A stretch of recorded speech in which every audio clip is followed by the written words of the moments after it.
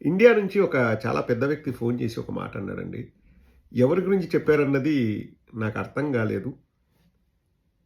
ఒకతను ఒక రాష్ట్రంలో యూరియాని బ్లాక్ మార్కెట్‌లో అమ్ముకున్నాడంట. అందరూ డబ్బులు సంపాదించుకుంటున్నారు.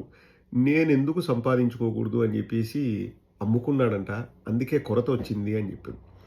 ఏ రాష్ట్రం అన్నది నాకు క్లియర్‌గా చెప్పలేదు. ఆ వ్యక్తి ఎవరన్నది కూడా నాకు క్లియర్‌గా చెప్పలేదు. మీకేమైనా తెలుసా? ఒక క్లూ అయితే ఇచ్చాడు. అతను తిండి ప్రియుడు. తిండి గురించే మాట్లాడుతుంటాడు ఎప్పుడూ. ప్రతిదాన్ని తిండితోనే పోలుస్తుంటాడు అన్నాడు. నాకు అర్థం కావట్లేదు. ఎవడు యూరియాని 200,00,00,000కి బ్లాక్ మార్కెట్‌లో అమ్ముకుంది అని. ఏందన్నా పచ్చ పుష్పాలు పెట్టావు అక్కడ అంటున్నారా? అవి ఎప్పటినుంచో ఉన్నాయబ్బా! పచ్చ పుష్పాల గురించి కాదు పాయింటు. ఎవరు ఆ తిండిబోతు ఆ యూరియాను 200,00,00,000కి అమ్ముకుంది ఎవరన్నదే నా క్వెషన్. మీకు తెలిస్తే చెప్పండి. నాకైతే ఏమో ఎంత ఆలోచించినా ఎవరు అన్నది తట్టట్లేదు.